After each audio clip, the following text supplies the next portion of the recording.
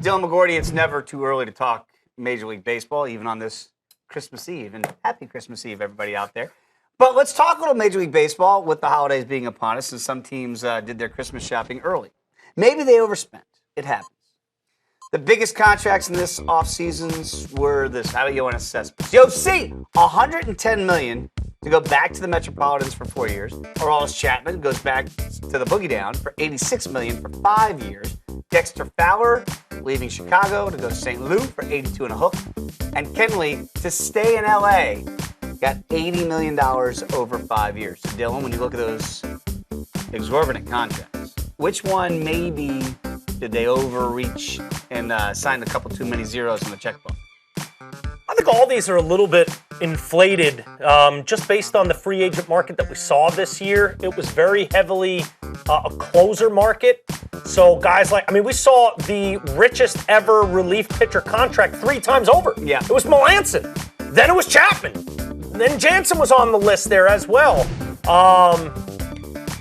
Cespedes worries me a little bit, even though the Mets needed that force from a right-handed perspective in the middle of the lineup. He tends to seem like the kind of guy that maybe now that it's all said and done, now he's got the money. He had his prove-it deal last year. He bet on himself, He opted won. out, got the $100 million contract he was looking for. Is he really going to bring it? Mets fans certainly hope so. They need him to offensively, but that worries me a little bit.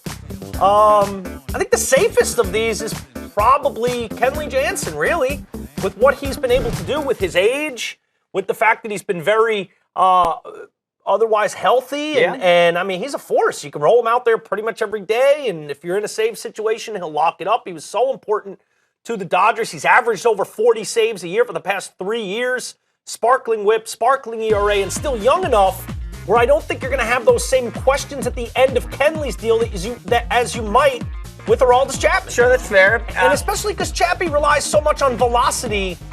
4 years from now, is the velocity still going to be there? Because we saw, even Rajai Davis was able to shorten up, choke up, and take him deep when he wasn't at his best as far as sheer heat-wise, because he'd been overused throughout that World Series by Joe Madden. What happens 3 years from now? Is he more of a topping out at 97 kind of guy, and does that make him more hittable because the other stuff isn't as dynamic as that fastball once it loses a couple numbers off the radar? I think that's fair. I do think it's also fair to look at Yossi's deal and say, because I do think that is the question mark. How motivated will he be? That's always been the whisper, right? Why has he been traded so often? Why has he been moved from team to team? You see the way he kind of lackadaisically goes after balls in the outfield playing defense. His affinity for golf on game day, and little things. And he doesn't really try to hide it up either. He says, I love golf. I'm going to play and deal with it. This is who I am. Mets are going to have to deal with it now for $110 million.